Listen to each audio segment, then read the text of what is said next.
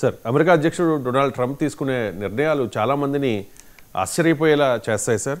ఇతర దేశాల ప్రజలనే కాదు, అమెరికన్లను కూడా నివ్వెరపోయేలా చేస్తూ ఉంటాయి. అమెరికన్ల నుంచే చాలా సందర్భాల్లో ట్రంప్ తీసుకునే నిర్ణయాల మీద వ్యతిరేకత కూడా వస్తూ ఉంటుంది.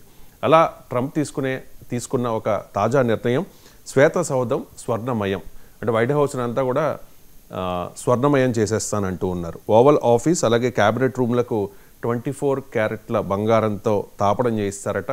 ప్రపంచ నేతలు విస్తుపోతారు ఈ వీటిని చూసి అని చెప్పి ట్రంప్ చెబుతూ ఉన్నారు సార్. ఇటువంటి ఆడంబరం ఎందుకు అని చెప్పి అమెరికన్లే ప్రశ్నిస్తున్న పరిస్థితి. ఏంటి సార్, వైట్ హౌస్కి బంగారు తాపడం అంట, మీ కామెంట్ ఏంటి సార్ దీని మీద?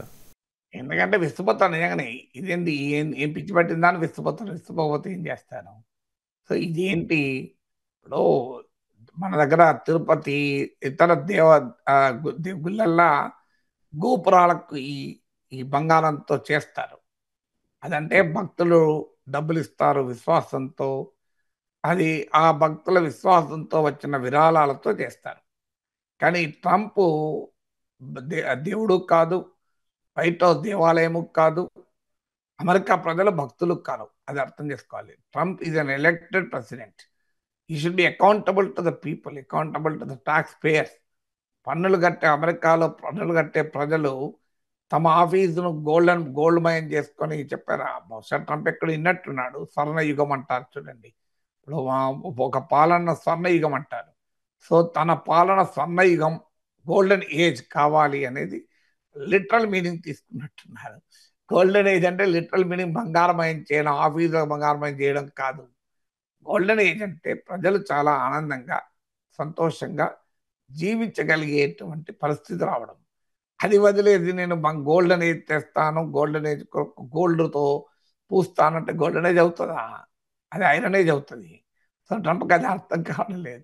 ఆల్రెడీ అమెరికన్ ఎకానమీ ఇబ్బందుల్లో ఉంది. ఆశించిన స్థాయిలో వృద్ధి రేటు లేదు.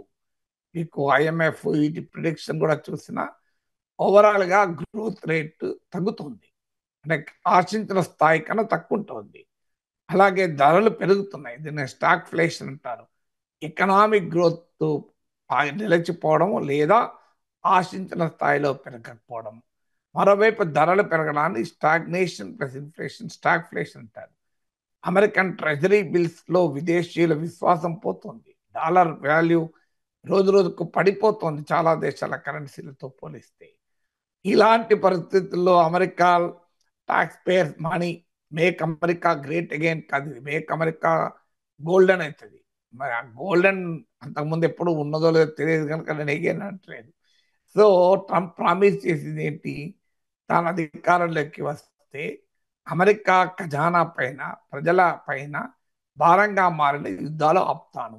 Why should American spend on wars that two thousands of kilometres away? వేల కిలోమీటర్ల దూరములో ఉన్న ఆ సైన్యం పైన మనం ఎందుకు ఖర్చు పెట్టాలని? లేదా దాంతోపాటు ధరలు తగ్గిస్తానన్నాడు, ఉద్యోగాలు క్రియేట్ చేస్తానన్నాడు. మరి బహుశా ఇది కూడా చెప్తారేమో, స్వర్ణకారులకు నేను ఉద్యోగం కల్పిస్తున్నాను. సో నా జాబ్ క్రియేషన్ నా లక్ష్యము, అందుకే బంగారపుతో మొత్తం పూసేస్తాను. దానివల్ల గోల్డ్ స్మిత్లకు ఉపాధి దొరుకుతుంది, గోల్డ్ మైనింగ్ ఉపాధి దొరుకుతుందని చెప్తాడేమో. సో ట్రంప్ అనుసరించాల్సిన విధానాల వల్ల స్వర్ణయుగం కావాలి తప్ప ఆ వీధులకు బంగారం పోసుకుంటే స్వర్ణయుగం అవుతుందా? అది నిజంగానే ఇనుపయుగం, అది ఐరన్ ఏజ్కి వెళ్ళిపోవడం అవుతుంది కదా. పాక్ ఆక్యుపైడ్ కశ్మీర్లో ప్రజలు పాకిస్తాన్ ప్రభుత్వ తీరుపై నిరసన వ్యక్తం చేస్తూ రోడ్ల మీదకి వచ్చారు సార్. ప్రాథమిక హక్కులకు భంగం వాటిల్లేలా పాకిస్తాన్ తీరు ఉంది అంటూ ముజఫరాబాద్లో ప్రజలు రోడ్ల మీదకి వచ్చి నిరసన వ్యక్తం చేశారు. సో వెంటనే పాకిస్తాన్ అంటే సైన్యం కాల్పుల్లో 2 చనిపోయిన పరిస్థితి. ఎప్పటి నుంచో ఒక డిమాండ్ ఉంది కదా సార్, పాక్ ఆక్యుపైడ్ కశ్మీర్ని తిరిగి భారత్లో కలిపేలా చర్యలు తీసుకోవాలి అని చెప్పి. ఇప్పుడు POKలోనే పాకిస్తాన్ మీద తీవ్రమైన వ్యతిరేకత వ్యక్తమవుతున్న నేపథ్యంలో ఏం జరిగే అవకాశం ఉంది? POK భారత్లో కలుస్తుందంట. అంటే పాక్ ఆక్యుపైడ్ కశ్మీర్లో చాలా కాలంగా నిరసనలు జరుగుతుంది. ఇప్పుడే కాదు, దీన్ని అవామీ యాక్షన్ కమిటీ ఆధ్వర్యంలో వేల సంఖ్యలో ముజఫరాబాద్లో ఇతర ప్రాంతాల్లో రోడ్డు మీదకి వచ్చారు. సో అవామీ యాక్షన్ కమిటీ ఇది గ్రూప్ ఆఫ్ సివిల్ సొసైటీ యాక్టివిస్టులు. అంటే పౌర సమాజ ప్రతినిధులతో కూడిన ఒక వ్యవస్థ, not even a political organization కూడా కాదు. సో వాళ్ళు అడుగుతున్నది ఏంటంటే, ఒకటి పొలిటికల్ రైట్స్. మేము వాళ్ళ ప్లే కార్డ్స్ మనం చూస్తే, నేను కూడా ఇంటర్నేషనల్ మీడియాలో కూడా చూశాను, సిఎన్ఎన్ ఇలాంటి ఛానల్లో కూడా, బీబీసీ. సో వాళ్ళు ఎండ్ పాకిస్తానీ అక్యుపేషన్ అని వాళ్ళ ప్లే కార్డులో రాసుకున్నారు. అంటే మన భాషది పాక్ అక్యుపైడ్ కాశ్మీర్ అంటామే. అఫ్ కోర్స్ ఈ పిఓకేలో జరుగుతున్న నిరసనలు భారత్లో కలపమని కాదు, అడపాదడపా అట్లాంటి ప్లే కార్డ్స్ కూడా కనిపిస్తూ ఉంటాయి. అది మన మీడియా దాన్ని హైలైట్ చేస్తుంటుంది. కానీ వాస్తవంగా పిఓకేలో జరుగుతున్నది పాకిస్తాన్ ప్రభుత్వ విధానాలకు వ్యతిరేకంగా పోరాటం. అదేదో భారత్లో కలపాలి అని చెప్పి పిఓకేలో పోరాటం జరుగుతుందని నేను అనుకోవడం లేదు. కానీ వాళ్ళు ఏం కోరుకుంటున్నారు పాకిస్తాన్ అంటే, ఒక రకంగా పాకిస్తాన్ ఇది అక్యుపైయింగ్ అస్ అంటున్నాడు. ఇది కేవలం పిఓకేలనే కాదు, ఈ ఫీలింగ్ అనేక ప్రాంతాలు ఉంది. ఇప్పుడు బెలూచిస్తాన్ వాళ్ళు చెప్పేది అదే, మేము అసలు పాకిస్తానే కాదు, మేము బెలూచీలము, మాకు పాకిస్తాన్కి సంబంధం ఏంటి? బెలూచిస్తాన్ పాకిస్తాన్లో విలీనమైన నాటి నుంచి కూడా మేము విడిగానే ఉండాలని కోరుకుంటున్నాం. మమ్మల్ని సెకండ్ క్లాస్ సిటిజన్స్గా, రెండవ శ్రేణి పౌరులుగా చూస్తున్నారు. ఒక రకంగా వలస పాలన మాపై సాగుతోంది. ముఖ్యంగా పంజాబీ ప్రాంతానికి చెందిన వారు పాకిస్తాన్ ఆర్మీలో లీడర్షిప్ అంతా పంజాబీ నుంచి వచ్చిన వాళ్ళే. ఈవెన్ పొలిటికల్ లీడర్షిప్ కూడా, ప్రజెంట్ పొలిటికల్ లీడర్షిప్ పంజాబీ. కాదంటే భుట్టోలు వస్తే మీకు సింధ్ కూడా వస్తుంది. అంటే పంజాబ్, సింధ్ ఈ రెండు రాష్ట్రాలే Pakistan political leadership, army leadership. అందులో ముఖ్యంగా పంజాబ్ స్టేట్ నుంచి. దాన్ని మీకు బెలూచిస్తాన్లో వ్యతిరేకత ఉంది, ఇతర ప్రాంతాలకు కూడా ఈ డామినేషన్కు వ్యతిరేకత ఉంది. అందుకే మీకు పిఓకేలో కూడా పాక్ ఆక్రమణను అడ్డుకోండి, పాక్ అక్యుపేషన్ మమ్మల్ని విముక్తి చేయండి అని నినాదాలు ఇచ్చారు. సో దాంతోపాటు వాళ్ళు ఇప్పుడు రెఫ్యూజీ అసెంబ్లీ సీట్స్ అని ఉంటాయి. సో పిఓకేలో ఉండే అసెంబ్లీలో 12 మెంబర్స్ కాశ్మీర్ నుంచి వచ్చిన కాందిశీకులకు ఉంటుంది. ఎందుకంటే పిఓకే ఒక యాంటీ ఇండియన్ నరేటివ్లో భాగంగా కాశ్మీరీ రెఫ్యూజీస్కు 12 సీట్స్ అని పెట్టారు. దాన్ని కూడా వాళ్ళు క్వశ్చన్ చేస్తున్నారు, ఇది మా రిప్రజెంటేటివ్ క్యారెక్టర్ను దెబ్బతీస్తుంది అని. ఎకనామిక్ మార్జిలేషన్, మేము తీవ్రమైన ఆర్థిక నిర్లక్ష్యానికి గురవుతున్నాము అనేది కూడా వారి వాదన. సో మాకు రాజకీయంగా గుర్తింపు లేదు, ఆర్థికంగా మేము నిరాదరణకు, నిర్లక్ష్యానికి గురైపోతున్నాం, స్ట్రక్చరల్ రిఫార్మ్ చేపట్టాలి అనేది వారి వాదన.